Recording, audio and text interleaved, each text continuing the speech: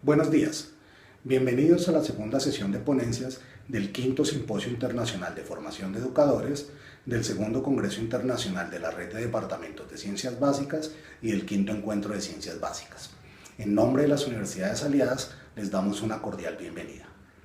La metodología de participación para esta sesión es muy sencilla.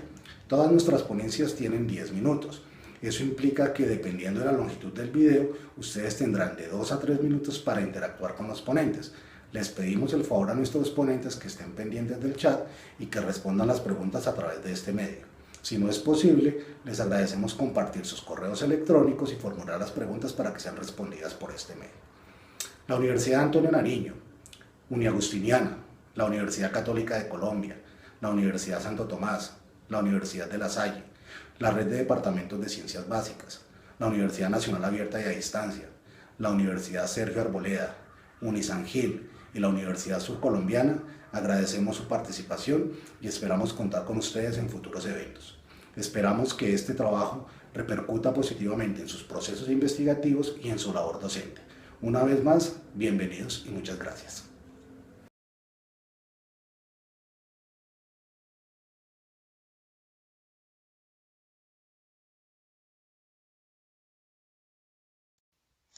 Bueno, buen día, mucho gusto. Mi nombre es Johan Aguilera.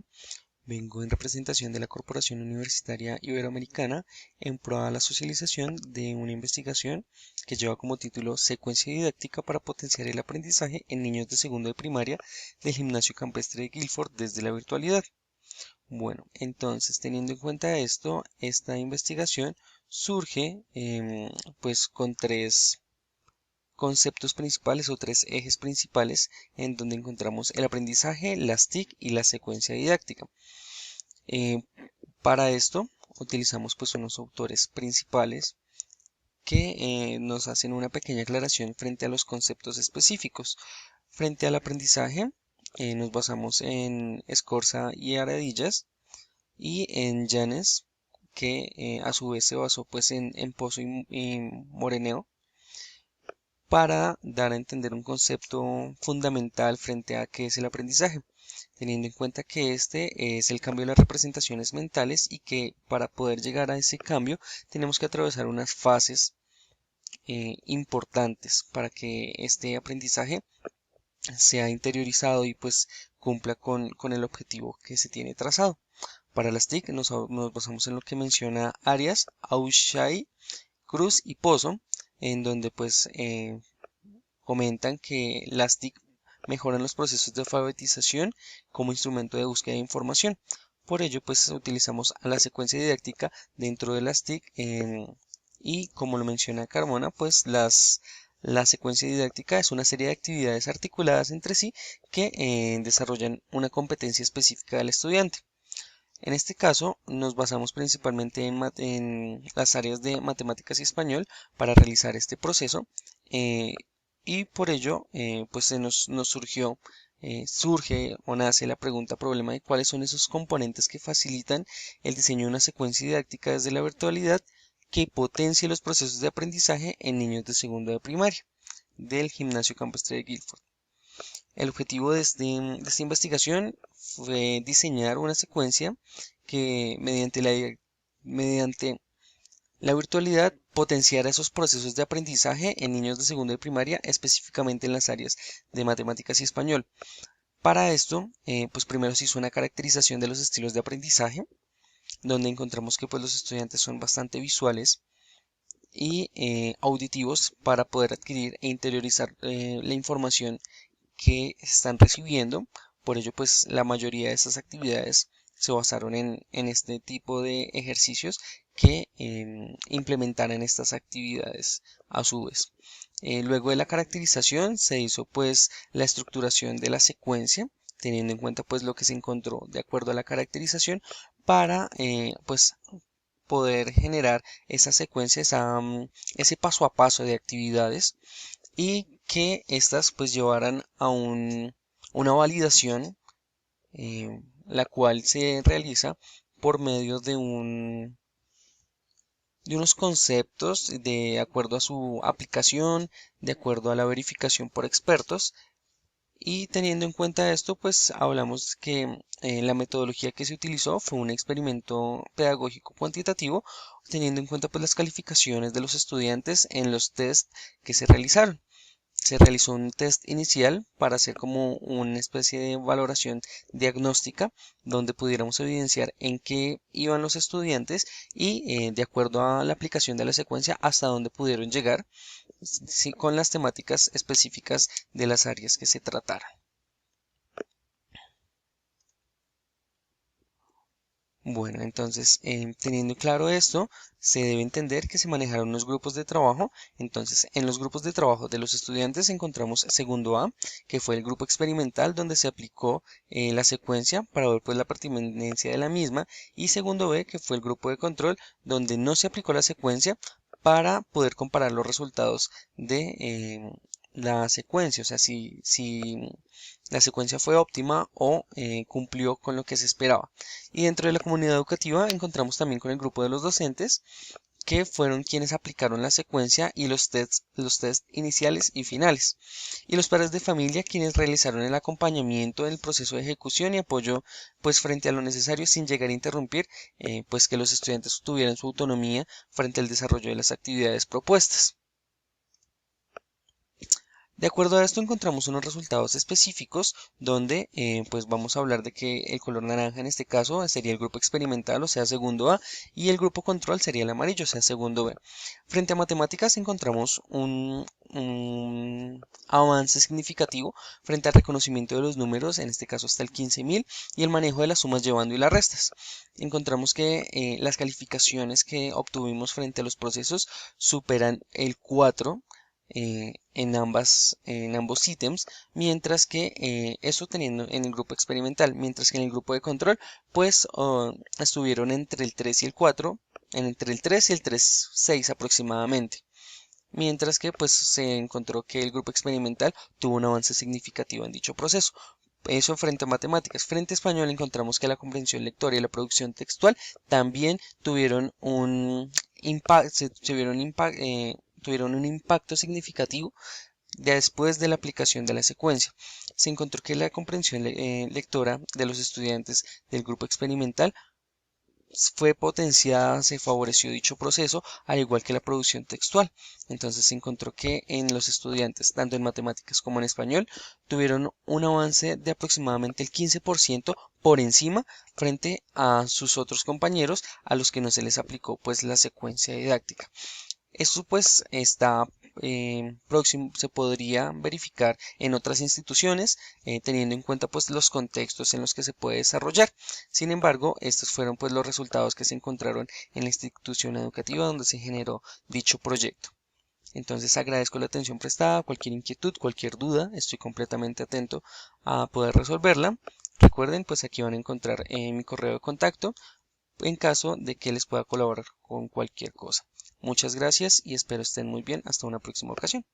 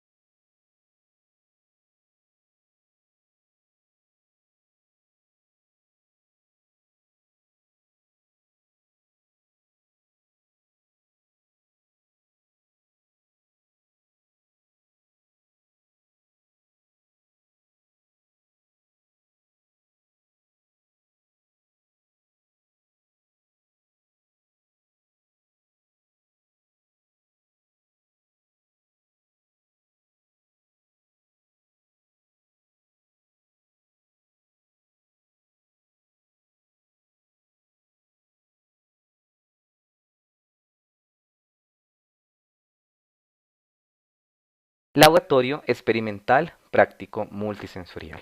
Propuesta investigativa desarrollada en el abordaje de los procesos de lectura y escritura desde la metodología multisensorial como recurso didáctico para docentes de educación inicial.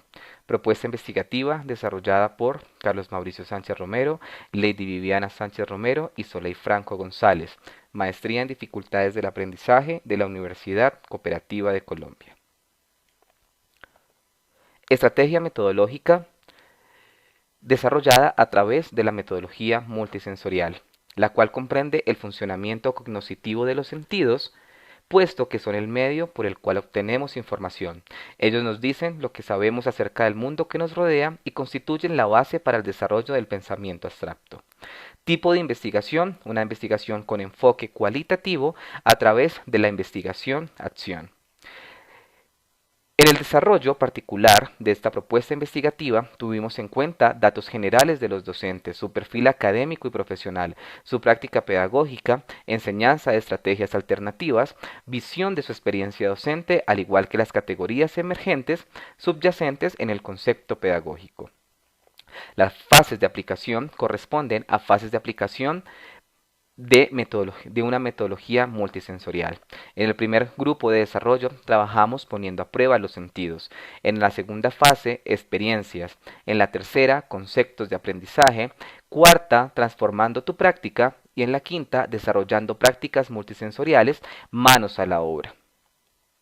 Referentes del proceso, tenemos a 4 referentes: Berly Williams, Villalba y Antoranz, Daniel Casani, Emilia Ferreiro y Ana Teveroski, soportados en el marco conceptual y de antecedentes de ejecución. En la etapa de experiencias, reconocimos que el trabajo remoto o la educación virtual nos permitió trabajar con un grupo de maestros en una capacitación, la cual nos permitió reconocer la oportunidad como fortaleza. El trabajo a través de la herramienta virtual MIR, desarrollar encuentros asincrónicos y sincrónicos, el trabajar a través de la experiencia docente y dinámicas activas y finalmente desarrollar prácticas multisensoriales y poner manos a la obra en la ejecución de diferentes actividades multisensoriales. El laboratorio experimental práctico multisensorial da respuesta a un laboratorio experimental que tiene un objetivo, una estrategia metodológica, una transformación de prácticas, una didáctica, unas fases de aplicación y una evaluación. En los conceptos de aprendizaje, pretendíamos capacitar a los docentes de educación inicial en metodologías multisensoriales que reconocieran la importancia de percibir la educación multisensorial en sus aulas y reconocer cómo el potencializar los sentidos efectivamente desarrollaba prácticas alternativas de transformación educativa. Bueno, esta investigación se hace con Mauricio Sánchez, Lady Sánchez y Soleil Franco. Acá hay un eje principal que ustedes pueden observar. ¿Cuál será el eje principal o de qué ustedes creen que vamos a empezar? El cerebro, muy bien. Entonces, vamos a echar acá un momentito para explicar el cerebro. Entonces, el cerebro, el cerebro como tal es la parte fundamental de todo. Como pudimos observar, la práctica de transformación inicia en el momento que capacitamos a los docentes en entender la composición del cerebro y cómo trabaja mancomunadamente en la activación de los sentidos y en la adquisición de procesos cognitivos de aprendizaje. En la transformación de tu práctica, en la elaboración de uno de los talleres, reconocimos que los docentes tenían la oportunidad de desarrollar prácticas multisensoriales a través de la virtualidad, una virtualidad que nos permitió enfatizar en dinámicas y reconocer las nuevas formas de adquirir procesos de lectura y escritura. De esos que como que nos gusta bastante particular y de pronto ustedes lo han trabajado en clase, que se llama luz y sombra. También funciona muchísimo con luz y sombra cuando a veces estamos en colegios donde los recursos son limitados, donde no tenemos un videobeam a la puerta, que no lo podemos utilizar todos los días.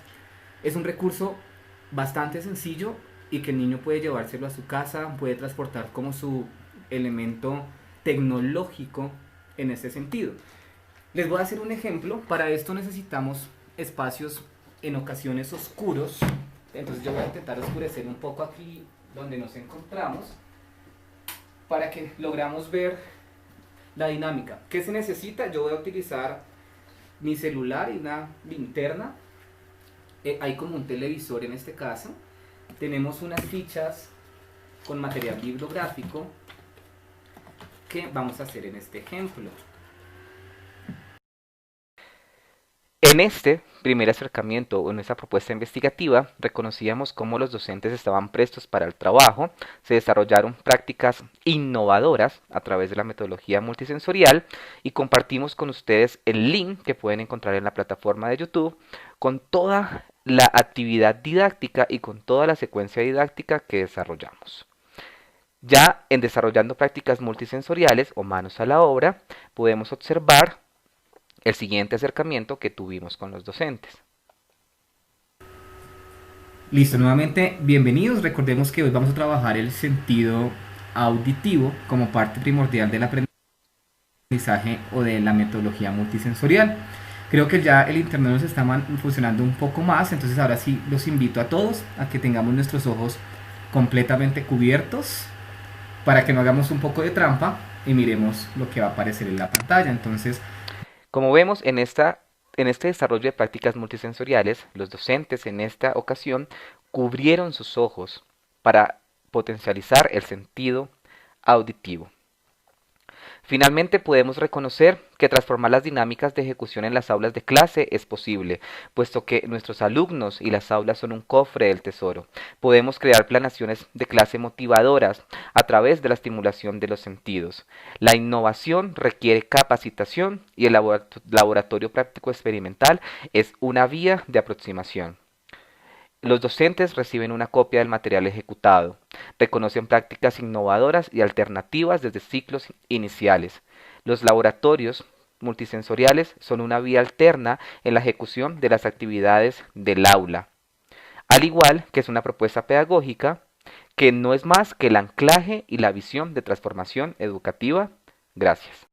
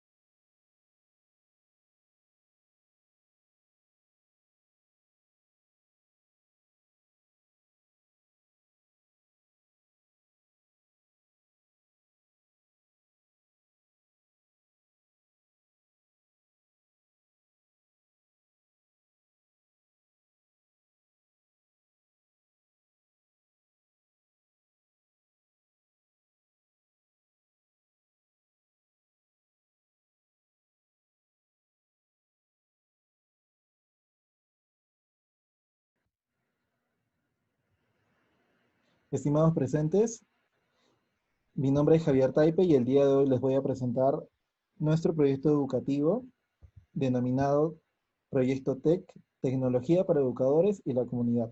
Este proyecto es una experiencia educativa incorporada por Peruvians for Education. Para comenzar este proyecto, me gustaría comentarles el caso de María. María tiene 35 años y es docente de cuarto grado de educación primaria. Ella tiene un gran problema, el cual es el que posee cierta dificultad en el uso de tecnologías para sus clases a distancia. Así como María, en el Perú existen 570.000 docentes, de los cuales el 89,8% no son considerados nativos digitales debido a que se encuentran entre las edades de 30 a 50 años. Y por lo tanto es muy probable que presenten también el mismo problema.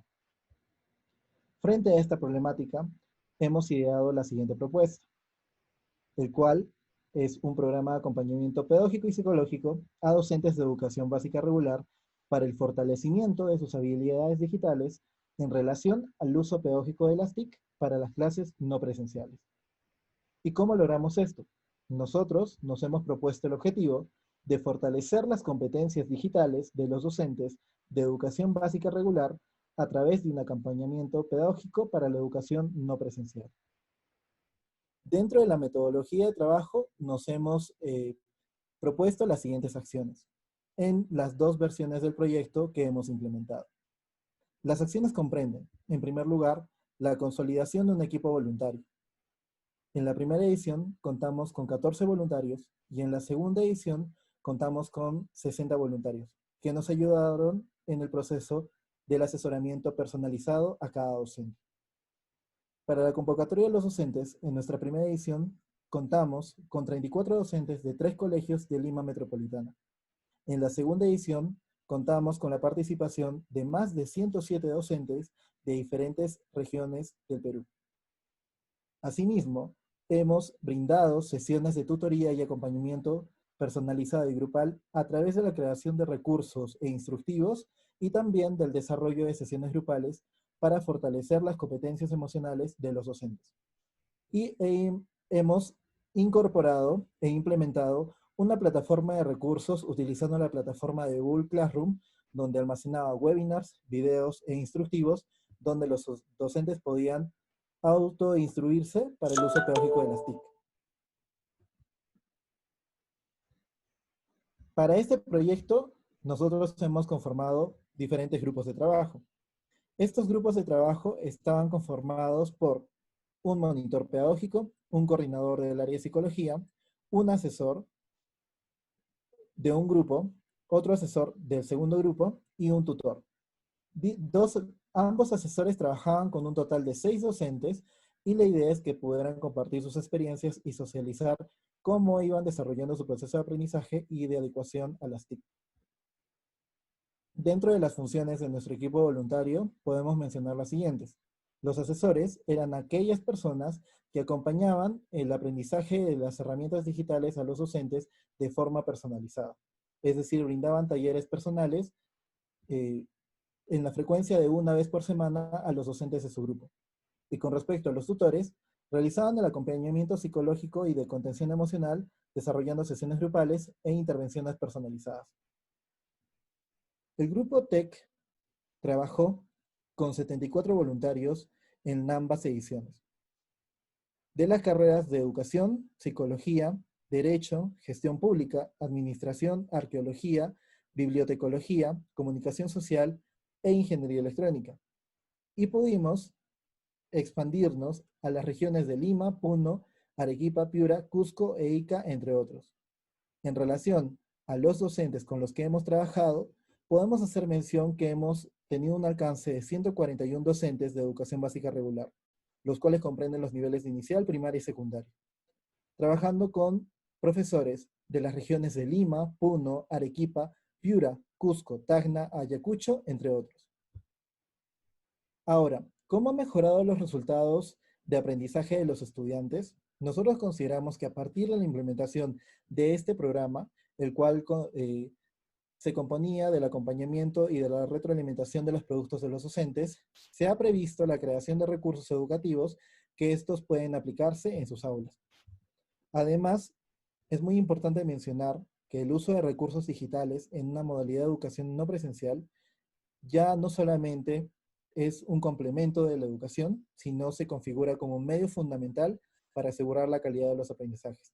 Esto debido a al incremento de la brecha digital que existe en nuestro país. ¿Y cómo aseguramos una intervención exitosa? Bueno, esto lo hacemos en primer parte realizando un diagnóstico inicial, identificando las necesidades e intereses del público objetivo, en este caso de los docentes con los que hemos trabajado, y hemos planteado un proceso de coevaluación y autoevaluación respecto al proceso de aprendizaje y de seguimiento. Esto nos ha permitido también recopilar información importante que responda a los indicadores de nuestro proyecto. Como conclusiones, hemos seleccionado las dos más importantes. En primer lugar, el desarrollo de este proyecto se ha basado principalmente en la identificación de necesidades e intereses personales de los propios docentes, lo cual ha permitido contextualizar la intervención y viabilizar la pertinencia del asesoramiento y acompañamiento de los docentes. Y el último, que hemos podido tener un alcance nacional llegando a diferentes regiones del país.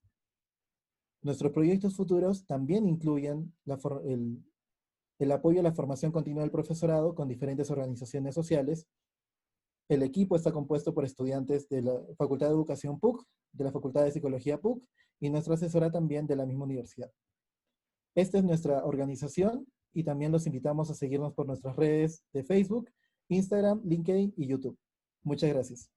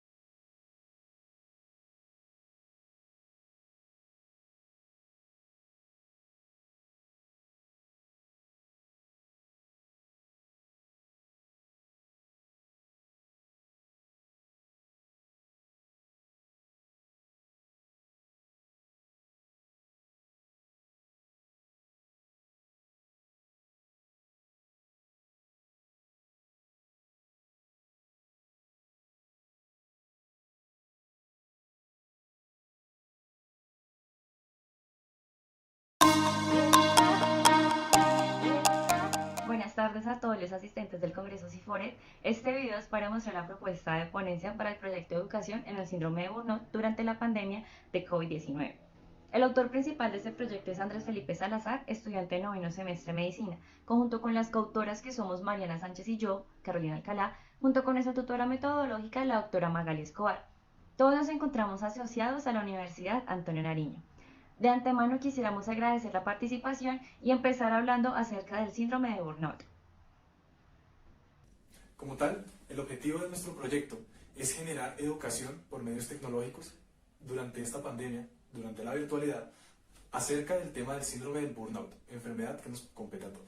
El síndrome del burnout es una patología principalmente psiquiátrica, que está asociada a altos niveles de estrés y a altas tasas de desarrollo de depresión y suicidio. Como tal, el síndrome de burnout es un síndrome tridimensional que se caracteriza por depresión, fatiga, desánimo y muchas otras constantes y factores de riesgo que influyen para el desarrollo del mismo. El síndrome de burnout es algo que ataca en cualquier etapa de la vida, sin embargo, se ve mayor durante las etapas de los 20 a los 40 años, en estudiantes y trabajadores. Se ha visto una alta incidencia en las personas del área de la salud, pero también se ha visto que la educación acerca de este síndrome, los factores de riesgo y las vías de ayuda y de atención que se pueden prestar no son muy conocidas por los estudiantes, por lo cual ideamos la idea de este proyecto. El síndrome de burnout es algo que nos compete a todos, tanto a mí como a ustedes, como a todos los estudiantes del área de la salud y de todas las facultades y áreas de las universidades. Nos compete conocer este síndrome que podría afectar nuestro desarrollo personal, emocional y físico. Bien, dentro de los métodos que desarrollamos para este estudio, incluimos un carácter descriptivo cuantitativo. Como tal, utilizamos diversas encuestas para poder evaluar tanto los conocimientos como el nivel de estrés de los estudiantes. Primero, se lanza una encuesta piloto.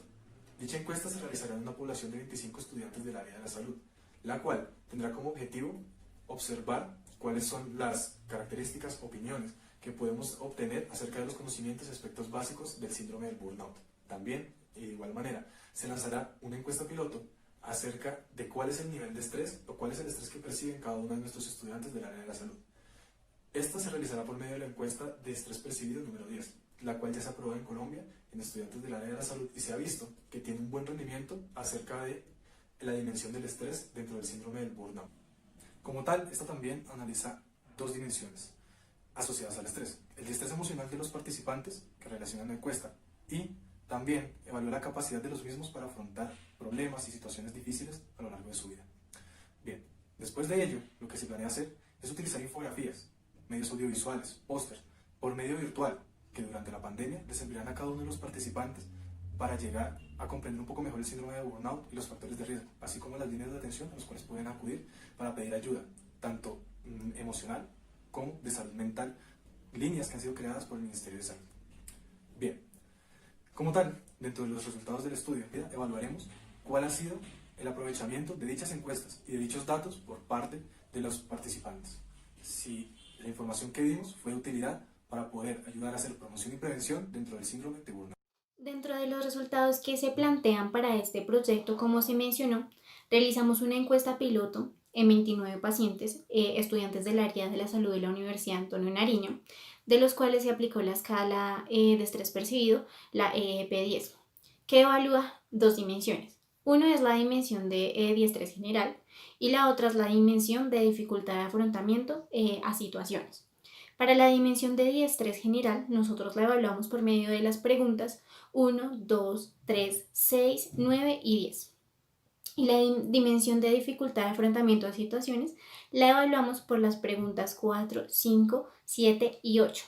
Dentro de los resultados obtenidos en la encuesta, los datos más relevantes que observamos es que 18 de los 29 encuestados sienten que de vez en cuando se ven afectados por situaciones que ocurren inesperadamente.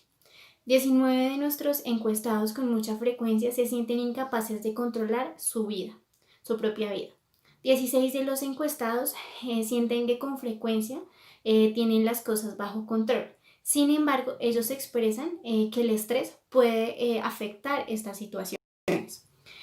Utilizamos Excel como un elemento de tabulación en el cual expresamos los valores por medio de porcentajes tomando las frecuencias absolutas y relativas de cada una de las preguntas.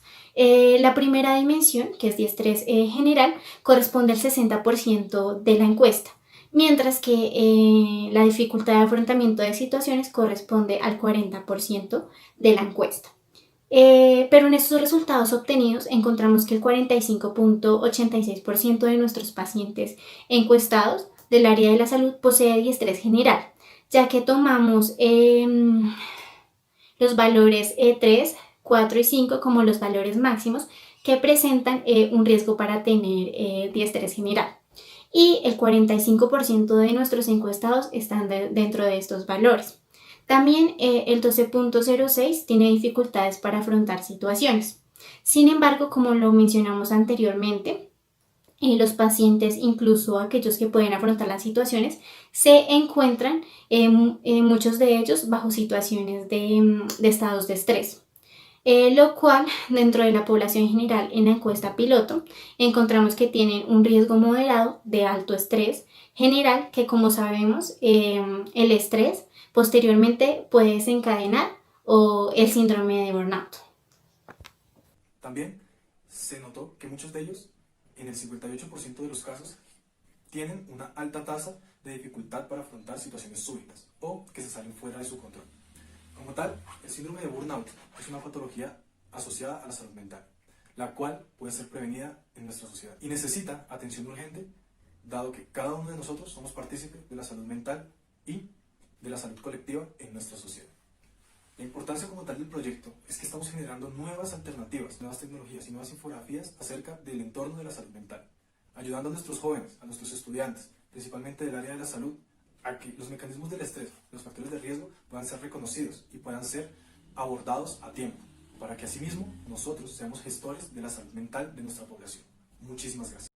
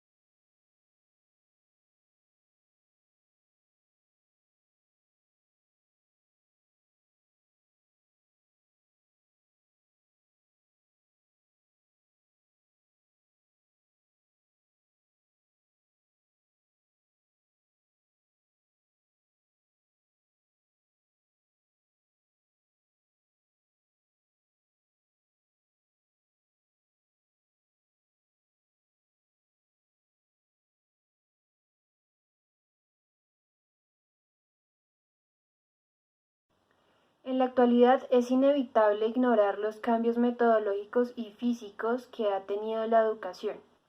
Algunas de las metodologías implantadas en este tiempo resultan ser poco prácticas para el campo educativo y de paso ponen en duda las metodologías que nos han implantado durante mucho tiempo en la educación presencial.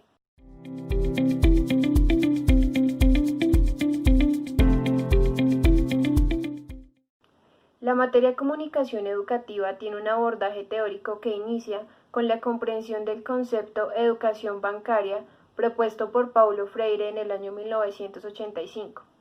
También aporta teorías como las de Mario Kaplún, Jesús Martín Barbero y Huergo. Todas estas teorías son orientadas hacia la decolonización del saber propuesto por Castro en su libro El giro decolonial. Estos autores nos hacen repensar los procesos educativos y asimismo generar pensamiento para mejorar la interacción educativa y que sea mucho más óptima. Aunque no le parezca, la adaptación a la educación virtual no es algo sencillo, ya que estos cambios metodológicos deben estar enfocados a las formas de aprendizaje y nuevos conocimientos obtenidos por parte de los estudiantes. Esto desbloquea un nuevo nivel que es saber tener participación e interacción virtual desde un ámbito comunicativo y educacional. Desde la comunicación educativa se pueden generar nuevas metodologías que inspiren el sentido crítico de los estudiantes, donde su rol en el aula se reposicione y asimismo se generen nuevas dinámicas de clase. La comunicación recorta procesos y lleva directamente a los educadores y educandos a la vida práctica basada en teorías. Esto logra que el sentido crítico sea consistente, se den posibles soluciones a ciertas problemáticas y se presente la creatividad, haciendo uso de las nuevas tecnologías y aplicaciones que reconstruyan el saber a través de las inteligencias múltiples. La nueva situación virtual propone una mediación estructural respecto a las tecnologías digitales en construcción de los sentidos.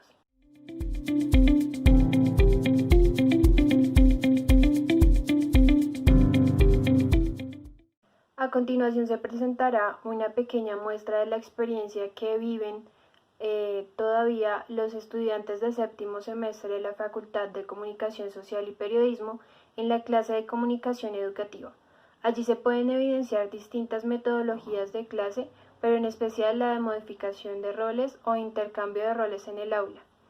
Esto logró que los estudiantes tuvieran más interacción y se vieran mucho más participativos. Que muchas veces oprimir a sus alumnos, por eso es que muchas veces cuando está el alumno hiperactivo, el alumno que siempre quiere opinar o algo, pues también como que no, silencio y escúchenme más bien lo que yo tengo por enseñar. Entonces creo que ahí también se aplica la pedagogía del oprimido, pues donde los chicos a veces quieren opinar y lo que hacen es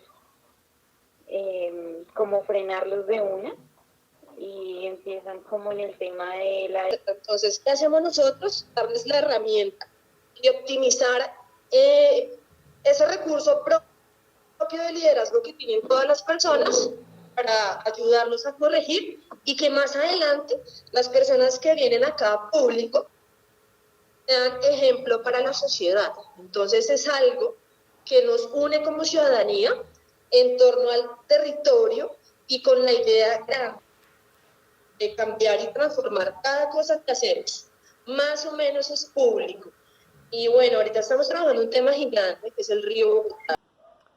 Además de la alta participación, esta metodología invita a que los estudiantes y los profesores tengan un pensamiento constructivo y un aprendizaje colaborativo para fortalecer el pensamiento crítico y a su vez la lectura de la vida desde un abordaje teórico, sin ignorar la importancia de la práctica. Es importante adaptar teorías como las de Freire, Huergo, Kaplún y Jesús Martín Barbero a nuestro entorno personal, pues el recurso que brindan es mejorar la calidad de la educación, cultura y vida social, partiendo de diversos contextos. Hoy la sociedad requiere desaprender todas las técnicas de aprendizaje que durante mucho tiempo nos han impartido. De esta manera las clases se vuelven una reflexión del sujeto sobre sí mismo y su experiencia, y no del sujeto como ente observador. Hola. Bueno, mi nombre es Brian Trujillo. Yo soy estudiante de Comunicación Social Periodismo. Actualmente estoy cursando esta materia de Comunicación Educativa, materia que es guiada por la profesora Mónica Perazzi. ¿Por qué guiada? Porque la profe se encarga de darnos ciertos parámetros o ciertos temas, claro, bien explicados, para que nosotros posteriormente hagamos una profundización o un análisis o una investigación que vamos a llegar a socializar con los compañeros o a exponer de alguna manera con los compañeros. Esto es algo excelente, es algo muy bueno, pero que también hace un contraste total con la educación en Colombia y en Latinoamérica. Educación que pues en lo personal, y lo digo por todo el tiempo que yo he estudiado, se ha visto, digamos que envuelta con la educación tradicional. La educación tradicional en la que los profesores y los estudiantes llegan y el profesor le dice, venga, le explico esto y vaya y hágame este trabajo y le voy a calificar así y le voy a quitar este puntico porque hizo esto mal. Eso es algo que yo he dicho en, digamos que todo el semestre en esta materia de comunicación, de comunicación educativa, que debería cambiar, ¿no? ¿Y cambiar cómo? Esta es una manera excelente de hacerlo. Yo lo llamaría que es un autoaprendizaje. Y además de que aprendemos, le compartimos ese, digamos que aprendizaje o conocimiento a los demás. Hasta el momento se han realizado 10 encuentros por Meet, donde se realizan actividades propuestas por la docente y por los estudiantes indistintamente.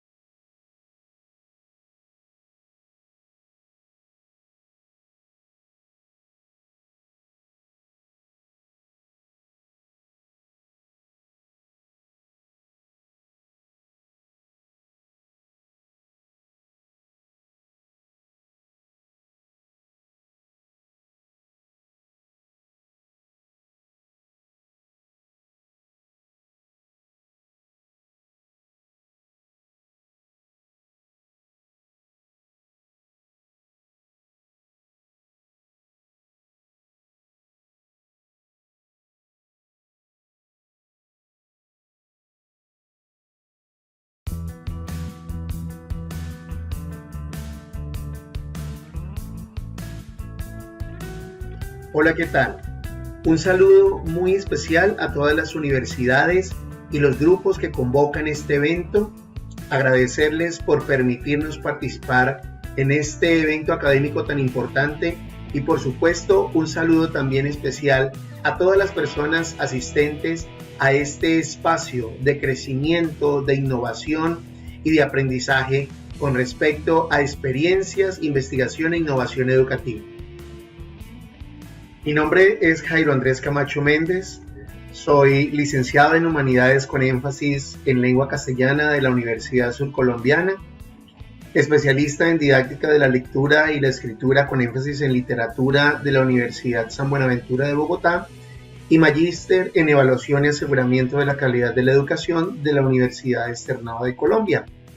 Actualmente me desempeño como coordinador integral del ciclo número 2 del Columbus American School. De esta manera, tengo el gusto de presentarles el proyecto Let the Adventure Begin. Es un proyecto interdisciplinar en el marco de Enseñanza para la Comprensión o EPC. Este proyecto cuenta con varias características. Lo primero es un proyecto desarrollado dentro del marco pedagógico de la Enseñanza para la Comprensión. Lo segundo fue desarrollado por estudiantes y maestros de grado quinto, enmarcado en un proyecto de síntesis de carácter interdisciplinar. Y lo tercero, fue necesario la aplicación de herramientas tecnológicas para su construcción, desarrollo y socialización. Dentro de la justificación teórica de este proyecto encontramos tres elementos: la interdisciplinaridad, la comprensión y el proyecto de síntesis, todo enmarcado en un modelo pedagógico denominado Enseñanza para la Comprensión, el cual surge del proyecto cero de la Universidad de Harvard, donde científicos e investigadores de la educación participan en torno a la creación de este modelo pedagógico. Este modelo se cimenta en 4 elementos fundamentales: los tópicos generativos, las metas de comprensión, los desempeños de comprensión y la valoración continua. Para el desarrollo de este proyecto se empleó una metodología denominada cualitativa y por fases. De esta manera, para cumplir el objetivo, crear una propuesta de empresa turística rentable económicamente y amigable con los ecosistemas estratégicos del departamento del Huila, que específicamente fueron 3, utilizamos las siguientes fases. Primera fase, análisis del fenómeno y contexto. Segunda fase, documentación y delimitación de los equipos. Luego, creación de empresa y oferta turística. Posteriormente hubo una publicidad y mercadeo. Finalmente se desarrolló la oferta de la empresa y concluimos con la divulgación de este proyecto en la celebración de las comprensiones.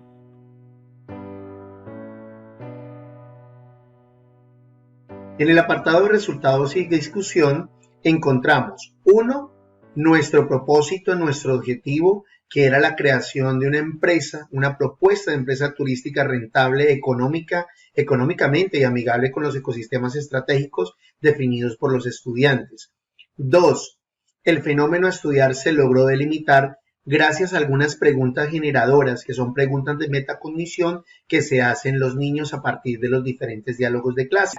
Se crearon finalmente las 3 empresas que fueron Sweet Mountain, que era la empresa del Nevado, Tatacoa Desert, la empresa del desierto, y Betania Resorts, que es la empresa destinada a ofrecer servicios en la represa.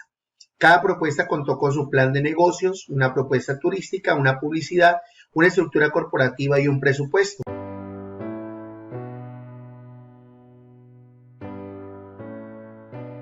Dentro de las conclusiones podemos tener 3. Una, por supuesto que la mediación de las herramientas tecnológicas fueron absolutamente vitales para que ese proyecto se pudiera desarrollar. Aquí empleamos diferentes, desde Microsoft Teams hasta herramientas de edición de videos. 2. El trabajo colaborativo sin duda sirve para la motivación, el acompañamiento al proceso, generador de liderazgo y competencias ejecutivas de cada uno de los estudiantes. Esto nos permitió develar un gran trabajo en equipo. Y 3. Hay posibilidad de adaptarnos en la presencialidad debido a que este proyecto se definió totalmente en virtualidad, pero en la presencialidad podríamos hacer otras cosas como por ejemplo recorridos específicos por estos ecosistemas estratégicos, verificación de algunas empresas que ya estén trabajando en torno a unas propuestas turísticas que por supuesto pueden ser concertadas con un grupo de nuestros estudiantes que ya tienen una hipótesis sobre cómo lo podrían pensar ellos y de esta manera, ¿por qué no contrastarlas también frente al impacto ambiental que están teniendo con las diferentes propuestas en estos ecosistemas?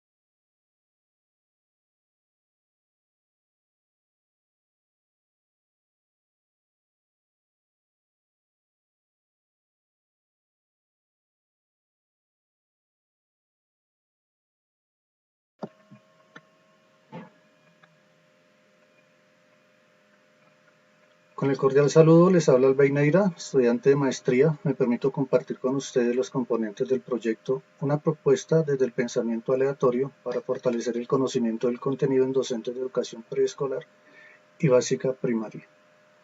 Este proceso inicia con el análisis de los resultados de las pruebas del cuatrenio 2014-2017, las cuales presentan desempeño bajo. Se hacen las propuestas de diagnosticar las fortalezas y dificultades del conocimiento del contenido en las docentes y para luego hacer un análisis de los resultados diseñando una propuesta de formación. Nos impulsa a hacer el proyecto el observar la realidad de algunos informes y algunos objetivos planteados en el Plan Decenal de Educación, los factores exógenos y endógenos que afectan el desempeño de los estudiantes en las pruebas y los resultados de las pruebas saber tercero y quinto, las cuales presentan respuestas cerradas alrededor del 60%. Nos surgió el interrogante de cuáles son las fortalezas y debilidades sobre el conocimiento del contenido de las docentes de educación preescolar y básica primaria de la institución educativa del Bosque que pueden estar influyendo en el posterior desempeño de los estudiantes. Nos fijamos como objetivo analizar y fortalecer el conocimiento del contenido que poseen un grupo de docentes mediante una propuesta de formación, aplicando a las docentes las pruebas saber de tercero y quinto presentadas por los niños en el año 2015, realizando análisis de resultados y presentando una propuesta de formación en temas específicos. El proyecto se enmarca en las teorías de Lee Schulman sobre el conocimiento base para la práctica docente. Schulman sostiene que el conocimiento base tiene las siguientes categorías: el conocimiento del contenido, el conocimiento pedagógico del contenido y el conocimiento del currículo. Igualmente se tuvieron en cuenta los lineamientos curriculares del área de matemáticas, los cuales organizan el currículo en tres aspectos básicos: los procesos generales, los conocimientos básicos y el contexto. Estos lineamientos igualmente definen los 5 pensamientos del área de matemáticas: el numérico, el espacial, el métrico, el aleatorio y el variacional. Cada uno de ellos es apoyado por un sistema. En el proyecto presentaron las 2 pruebas 8 docentes cuya experiencia profesional es de 15 años. Se diseñaron 5 módulos para fortalecer el conocimiento del contenido del pensamiento aleatorio, cada uno con 4 momentos. Contextualicemos, recordemos, fortalezcamos y reflexionemos. Los temas de los módulos son introducción a la estadística, variables, medidas de tendencia central, combinaciones y probabilidad. Cada módulo contiene un objetivo que se direcciona hacia el conocimiento pedagógico y curricular e inicia contextualizando sobre el tema específico a tratar. Generalmente se plantea una pregunta orientadora para generar interés sobre la aplicación de la temática en diferentes contextos. Se aborda desde el conocimiento común para buscar el conocimiento especializado. Se presentan algunos ejemplos.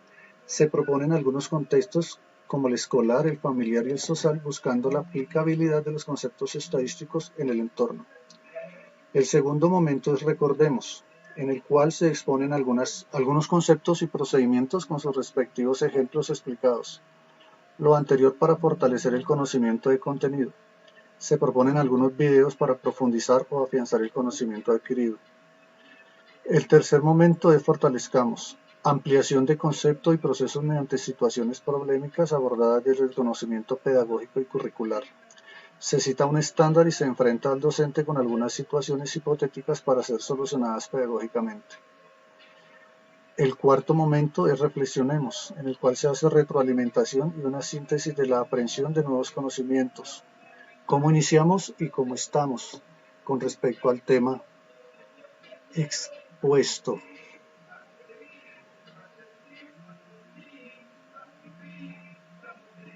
Dentro de los resultados se tiene la oportunidad para fortalecer el conocimiento del contenido en el pensamiento aleatorio. No se ha podido llevar a cabo el proceso formativo debido a la situación de aislamiento por el COVID-19.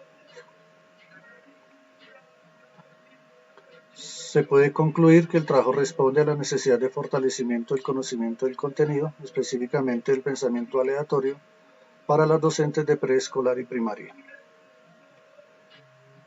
Con respecto a la pregunta de que si es una innovación, por supuesto que sí. Una innovación es una solución que se presenta para dar respuesta a una necesidad general o a una situación específica, buscando fortalecer el conocimiento o crear uno nuevo y generar progreso. Agradezco a ustedes su amable atención y asimismo a las personas que intervinieron en este proceso. Quien está interesado en saber más de este proceso, espero su mensaje vía correo electrónico.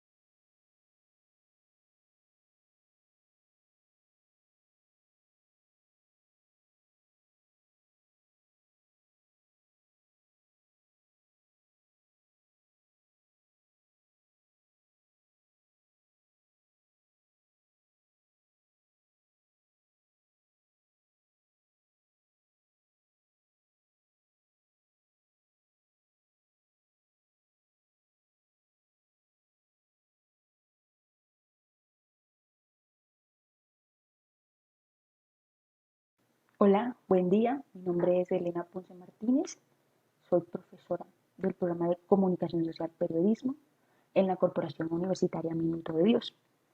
En esta oportunidad quiero compartirles una experiencia desarrollada durante la pandemia para compartirles de qué se trata. He denominado esta ponencia el aislamiento social como escenario propicio para autorregular el aprendizaje.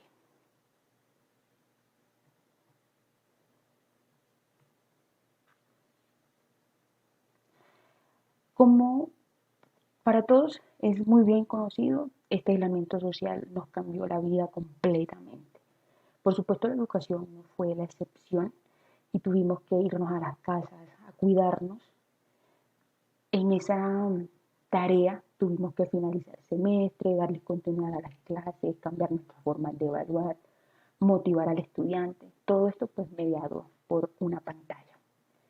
En este escenario en el que se comienzan a cocinar muchas cosas, digamos que los ingredientes que se tuvo en cuenta para esta experiencia fue el aprendizaje mezclado o blended learning, que es el que combina aquella parte del aprendizaje sincrónico y asincrónico, el diseño instruccional, que se vio también en la necesidad de cambiar, ajustarse ahora, mediado por una pantalla, el uso de las TICs, tareas mucho más específicas, el hecho también de estar encerrados, no dejar tantas tareas, todo eso también se tuvo que modificar. Por supuesto, el aprendizaje colaborativo que va de la mano con el conectismo, visto como una teoría de aprendizaje en la cual ese aprendizaje, esos procesos de enseñanza y aprendizaje están relacionados directamente con aprender de forma en red, en conexión. Entonces, ese conectismo desde el 2004 cuando se propuso, digamos que ahora tiene mucha mayor vigencia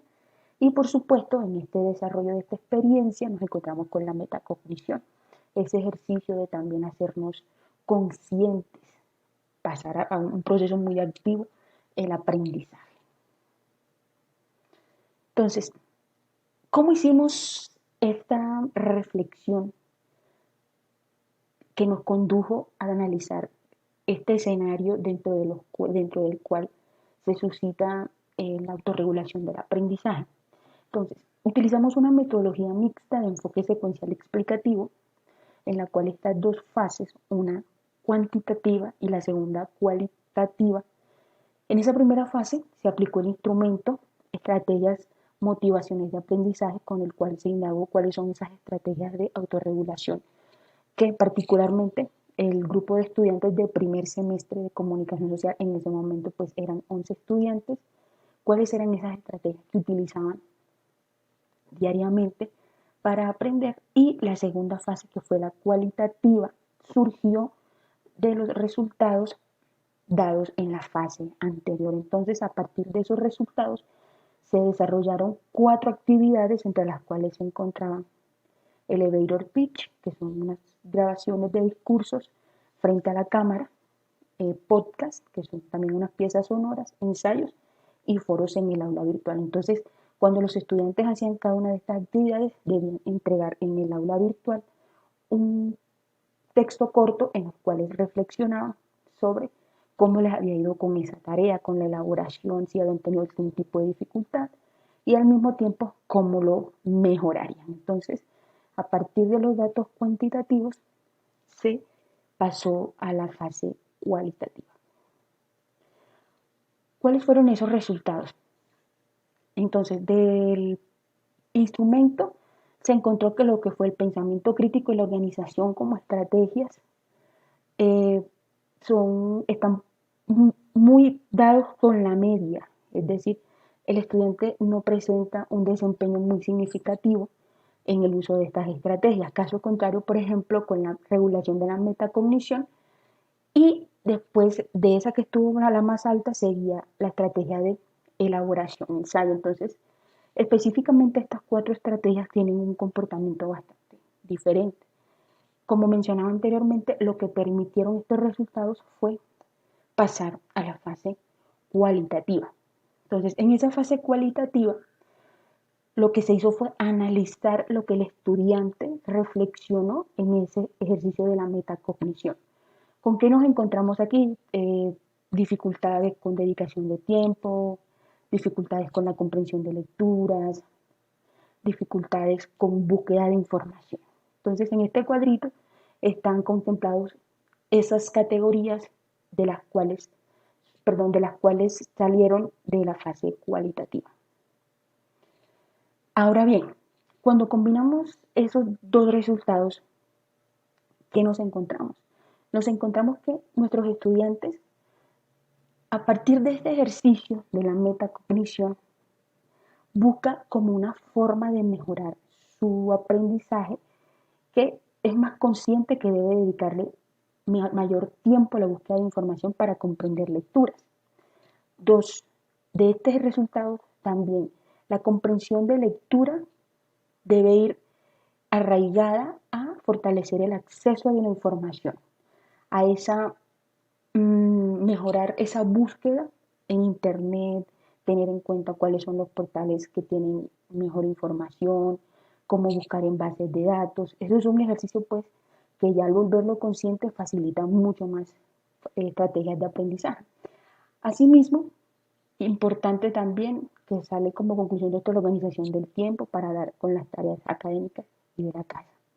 Y finalmente, como profesores, como comunidad académica, hacer un ejercicio constante entre las estrategias que se utilizan y los resultados de aprendizaje que se buscan con este uso de estrategias. Muchísimas gracias. Así finalmente cierro esta breve exposición.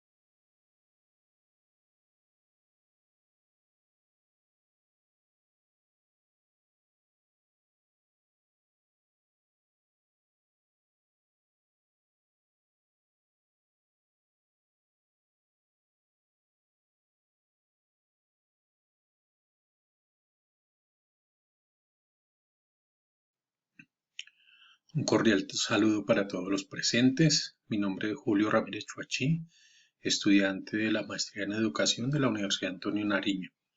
El título de mi investigación es Análisis bayesiano de la caracterización del error en la suma y resta de números fraccionarios de un colegio de Bogotá. El objetivo es analizar bajo la mirada bayesiana la caracterización de los errores cometidos en las operaciones de suma y resta de números fraccionarios por estudiantes de grado sexto de una institución educativa de Bogotá. En cuanto a los antecedentes, Se tiene un bajo rendimiento en las pruebas saber en los últimos años, entonces esto ha sido motivo de preocupación y autoanálisis por la comunidad educativa de la institución.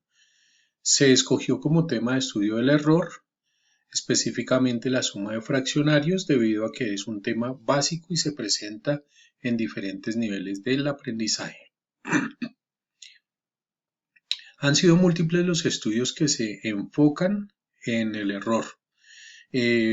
Aquí se contempla la investigación que hace Snyder et al. 2018, donde trabaja comparando el número del tamaño de las fracciones y la estimación de la posición del número en la recta numérica,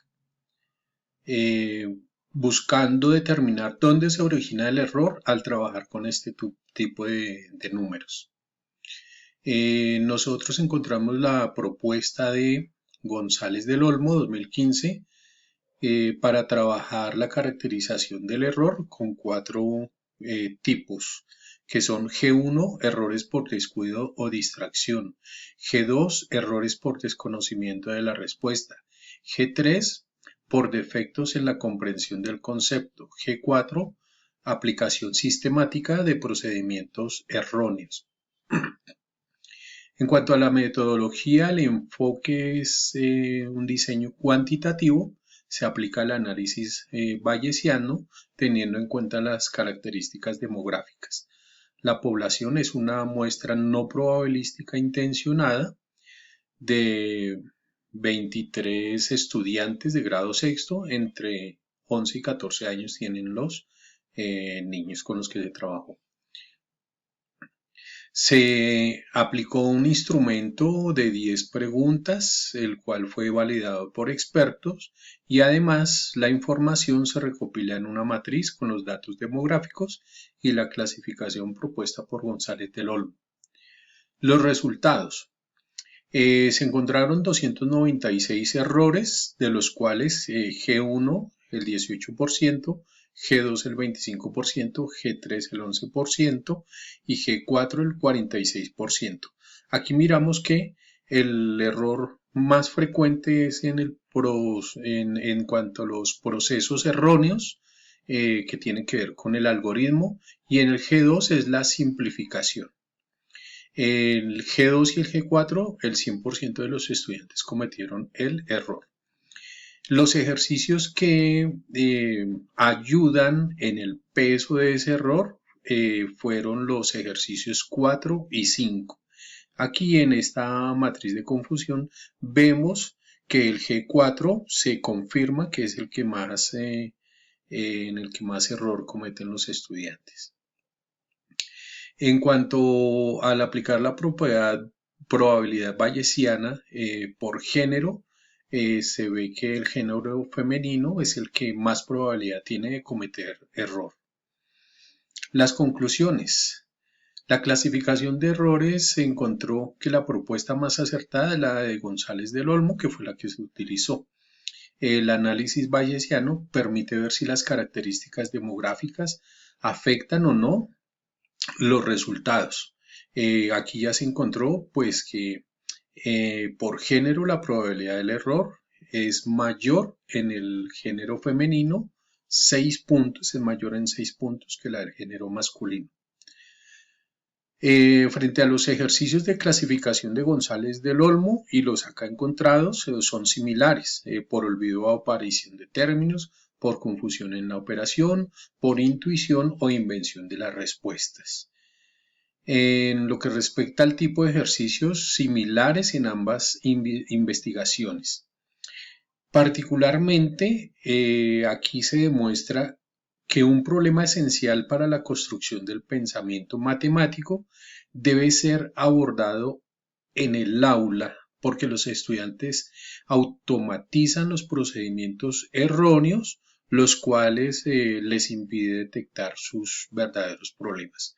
Finalmente, el análisis probabilístico bayesiano sirve para hacer análisis frente a cada una de las características demográficas de los estudiantes, lo cual es mejor que un análisis de frecuencias y porcentajes simples.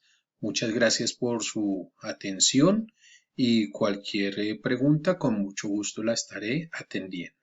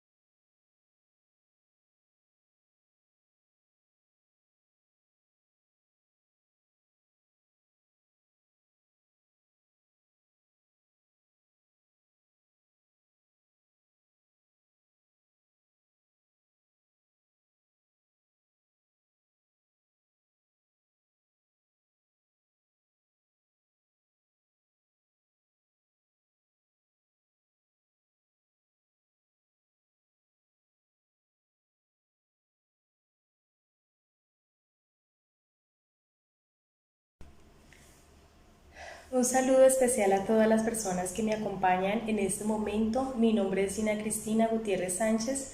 Soy estudiante del doctorado en Ciencias de la Educación de la Universidad Tecnológica de Pereira.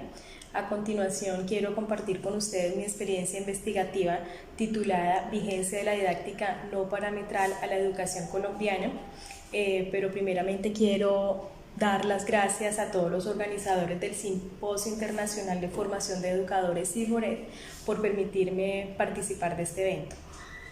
Bueno, el objetivo de la investigación fue conocer la vigencia de la didáctica no parametral en la educación colombiana. Para ello se realizó un análisis documental. Los criterios metodológicos se ciñeron a los aportados por Kitzelman 2004, quien procura garantizar la rigurosidad de las revisiones efectuadas. Kitzelman 2004 propone diferentes etapas para realizar este proceso. El primero es la planificación, que consiste en realizar un protocolo para llevar a cabo todo este análisis documental. Luego pasamos a otra etapa, que es la ejecución de la revisión, para luego ser llevada a una evaluación y condensar toda esta información en una síntesis. Para realizar todo este proceso se tuvieron en cuenta diferentes instrumentos, entre ellos los libros, especialmente los publicados por la autora de esta propuesta, que es Estela Quintar. Entre esos libros tenemos a La enseñanza como puente a la vida y Didáctica no parametral, sendero a la descolonización. También se tuvieron en cuenta las entrevistas realizadas a la autora de la propuesta, artículos publicados en revistas importantes y videos de conferencias o charlas relacionadas a este tema de estudio. Todo el soporte teórico de la didáctica no parametral se fundamenta en la propuesta de Estela Quintar, que es denominada didáctica no parametral, pero que también recibe el nombre de pedagogía de la potencia o también pedagogía del sentido, porque lo que busca esta propuesta es despertar en el sujeto la provocación del saber por qué vivo como vivo, de saber quién soy y qué elijo ser en el contexto donde vivo, pero también comprendiendo el contexto donde vivo y así ir complejizando ese deseo de saber para que salga ese sujeto a la búsqueda del conocimiento, a la búsqueda del descubrimiento y a la búsqueda de la vida. Para Estela Quintar, el docente debe orientarse a formar sujetos que piensen. Es importante que los docentes trabajemos en ese pensamiento crítico en el sujeto y no que nos encarguemos de llenar información o, como ella lo menciona, a traficar información. Bueno, siguiendo los parámetros de la didáctica no parametral, Estela Quintar nos propone trabajar diversos dispositivos didácticos como artificios que tienen como función articular y conectar y poner en movimiento sistemas orgánicos, materiales o simbólicos.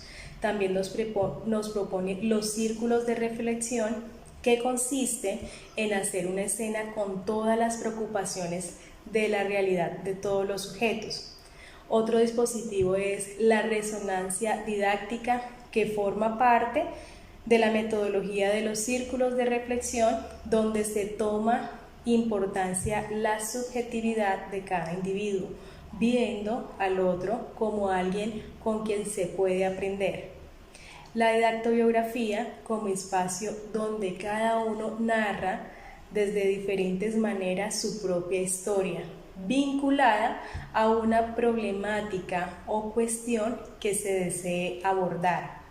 Todos esos espacios que nos brindan la didáctica no parametral son espacios de reflexión y conocimiento a nuestra propia vida. Son espacios que movilizan pensamientos, que llevan a los estudiantes a reflexionar acerca de su realidad, sus necesidades y su problemática, proponiendo también acciones de transformación con aquello con que el sujeto no está de acuerdo. Como resultado, podemos decir que la didáctica no parametral llevaría a la educación colombiana al polo opuesto del sistema educativo actual. Según Quintar, el sistema educativo actual está basada en la pedagogía del PONSAI, porque consiste en dar cumplimiento a parámetros establecidos y a políticas educativas, como a seguir un currículo o como a seguir un plan de estudio, que empequeñecen y reducen al sujeto y que no les permite crecer ni expandirse. Entonces, la didáctica no parametral lograría una transformación educativa en Colombia, porque esta está pensada en el sujeto, en su vida, en su sentir, en sus necesidades, en su contexto, en su pensar.